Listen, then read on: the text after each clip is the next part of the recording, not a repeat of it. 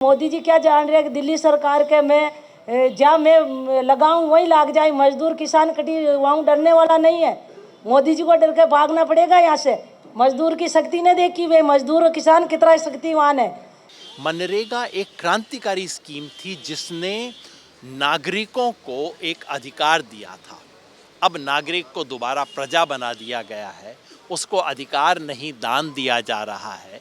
नमस्कार, news clip का स्वागत है। अभी मौजूद हैं दिल्ली के प्रेस क्लब ऑफ इंडिया पर, जहां पर आज जो सरकार नया मनरेगा की जगह नया कानून लेकर आ रही है, जिसका बिल पेश हो चुका है लोकसभा के अंदर और उस पर वोटिंग भी अब होने वाली है। तो इसको लेकर जो अर्थशास्त्री है, मनरेगा क्षेत्र में काम करने वाले मजदूर हैं, खेत मजदूर संगठन है, सामाजिक संगठन के लोग, सबने एक संयुक्त रूप से प्रेस वार्ता की और एक ही मांग इस प्रेस वार्ता में बार बार करी जा रही थी, इस कानून को पूरी तरीके से रद्द किया जाए और मनरेगा को लागू किया जाए। मनरेगा में जो भी कमी थी उसको सुदृढ़ करने के जो उपाय हो सकते हैं वो किए जाएं, बशर्ते जो मनरेगा जैसे कानूनों को और कमज़ोर किया जाए उसको ख़त्म करके नया कानून जो लाया जा रहा है वो एक तरीके से रोज़गार गारंटी जो थी उसको पूरी तरह से ख़त्म कर रहा है, जो कि उस पुराने कानून की मूल भावना थी। इन सारे मांगों लेके यहाँ जो प्रेस कॉन्फ्रेंस में लोग शामिल हुए थे, योगेंद्र यादव हों, प्रभात पटनायक हों या जॉन द्रेज या फिर खेत मजदूर यूनियन के नेता वेंकट रमन हो, इसके इस तरह की पूरी श्रृंखला थी बड़े नेताओं की। और इवन जो मनरेगा मजदूर थे उन्होंने पार्टिसिपेट किया, उन्होंने बताया जो नरेगा ने उनके जीवन को कैसे बदला था। तो सुनिए इन लोगों ने पूरी प्रेस कॉन्फ्रेंस के दौरान क्या कहा है और ये आगे का रास्ता कैसे देखते हैं। सरकार अगर इनकी बातें जो ये चाहते हैं, सरकार अगर वो नहीं मानती है तो आगे का रास्ता इन लोगों का क्या होगा। अगर भारत में कोई भी एक कानून या एक योजना है जिसे भारत को विश्व गुरु को कहा जा सकता है, मुझे लगता है कि वो है रोज़गार गारंटी कानून।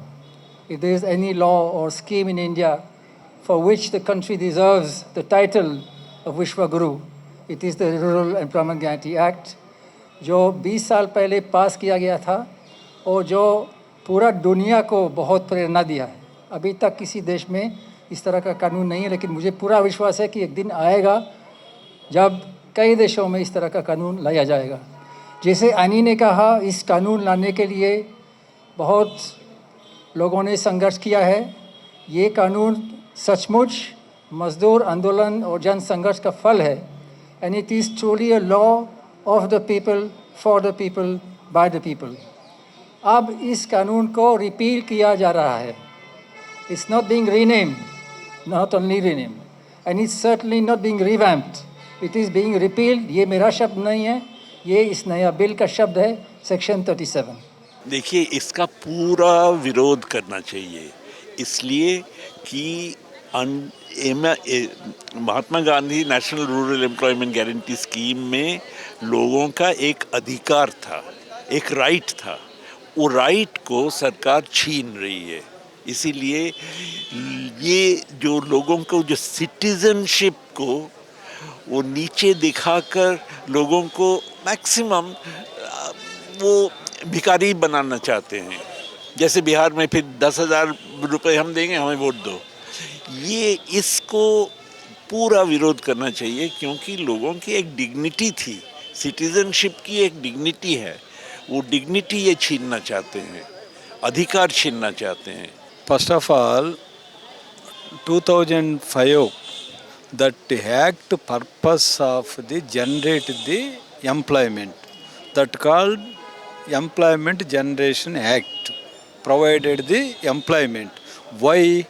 The gradually rural employment reduced because of many aspects. That purpose, main worker means at least 50 days per year, marginal worker less than. So without main worker we cannot leave the village areas. That purpose this act came to implement. But now BJP changed the right to work instead of BJP changed the this is the central sponsoring scheme, mean not purpose of employment, not provided employment. Why? Because of 4-5 important sections in this bill. देखिए, सबसे पहला तो यही है कि उन्होंने section 5(1) में कहा है कि वो अधिसूचित करेंगे कि कहाँ पे मनरेगा चलाना है, तो केंद्र सरकार तय करेगी कहाँ चलाना है। उसके साथ ही उन्होंने सेक्शन 4(4) में एक कह दिया कि वो पंचायत की 3 कैटेगरी बनाएंगे। ऐसी पंचायत जिनमें चलाने की ज़रूरत नहीं है, ऐसी पंचायत जिनमें थोड़ा चलाने की ज़रूरत है और ऐसी पंचायत जिनमें पूरा चलाने की मतलब पूरे पंचायत में चलाने की ज़रूरत है। मनरेगा को ख़त्म करके सरकार ये जो नया कानून ला रही है, ये मनरेगा का जो मूल आत्मा थी उसको ख़त्म कर देता है। मनरेगा इस देश का पहला और एकमात्र कानून था जो लोगों को रोजगार की सचमुच गारंटी देता था, सरकार की मर्जी पे निर्भर नहीं था।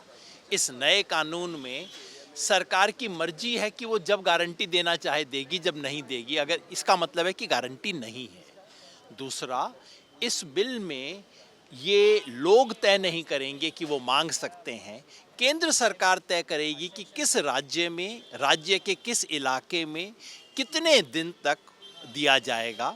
केंद्र सरकार बजट की सीमा तय करेगी राज्यों के लिए, ऊपर से तय किया जाएगा कि मनरेगा में क्या काम हो सकते हैं, क्या काम नहीं हो सकते हैं। 60 दिन के लिए उसे बंद कर रखा जाएगा। तो और दूसरा ये है कि पहले पूरा जो अनस्किल्ड बेज है वो केंद्र सरकार दे रहा था, अभी इस नए कानून में है कि 40% राज्य को देना है। तो जब 100% केंद्र सरकार दे रहा था तभी राज्य, हम देखें औसत जो 100 दिन में से 40 से 45-48 दिन की मजदूरी मिल पा रही थी लोगों को, और अभी यदि 40% राज्य पे भार डाल देंगे तो शायद वो 40-45 भी नहीं मिल पाएंगे, क्योंकि राज्य सरकारों के पास वित्तीय जो उनका प्रबंधन है, इतने संसाधन नहीं है। जितने भी टैक्स कलेक्शन का जो व्यवस्था है वो तो पूरा केंद्र सरकार के साथ है, राज्य सरकारों के पास बहुत सीमित संसाधन है। उन सीमित संसाधनों से क्या वो 40% वेज में, 40% सामग्री में दे पाएंगे? तो नहीं दे पाएंगे। ये कहा जा रहा है कि 125 दिन का दिया जाएगा। मैं तो हैरान हूँ, सरकार ने 200 या 250 नहीं कहा। जब देना ही नहीं है, जिसे कहते हैं ना हिंदी में, मन के लड्डू फीके क्यों? जब देना ही नहीं है तो 125 क्यों, 150 बोलिए, 200 बोलिए, 250 बोलिए। हकीकत ये है कि आज इस देश में औसतन मनरेगा के वर्कर को 45 दिन का काम मिलता है। 100 की कानूनी सीमा है, व्यवहार में 45 मिलता है। और ये जो कानून है, इसके बाद ये 45 घट के 25-30 भी बचेगा, मुझे इस पे यकीन नहीं है। देखिए, 125 दिन का काम हर एक को नहीं मिल रहा है। आप अगर डिमांड करेंगे, वही आप लीजिए, पर house hold an individual demand 125 days work, वैसा नहीं है।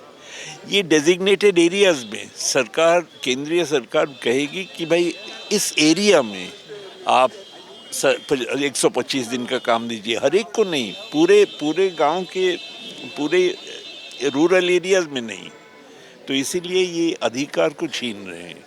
तो ये मनरेगा जो, जैसे हम जानते हैं कि अभी जो बेरोजगारी की स्थिति है उसमें गरीब लोगों के लिए यही एक आसरा था कि काम मांग करके काम खुल सकता था। तो ये तो इम्प्लीमेंटेशन में बहुत सारी समस्याएं थी, पर कम से कम एक कानूनी हक तो था कि हमें और कुछ नहीं मिल रहा है तो हम डिमांड करके काम ले सकते हैं।